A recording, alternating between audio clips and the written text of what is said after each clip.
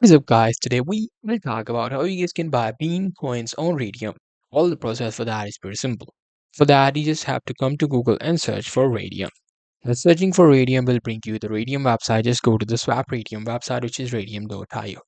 Now, here to get the base meme coins, what you have to do is you will be able to replace it or swap. So you won't be able to buy it using your credit or debit card. In order to buy the meme coins, what you have to do is you just have to have some of the other cryptocurrency like USDT or USDC. Now here you just have to search for meme coin or base meme coins. You'll be able to see all of these coins right here. Select the one according to you and then select the cryptocurrency you want to use to exchange it with.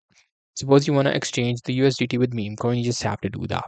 And there you go, it will want you to connect wallet because it will take USDT from your wallet and it will transfer the meme coin to your wallet. Just collect wallet and it will open up all sorts of wallet which accept that. Just select the wallet which you have and then log in, connect it, and there you go. It will be done right here on this page.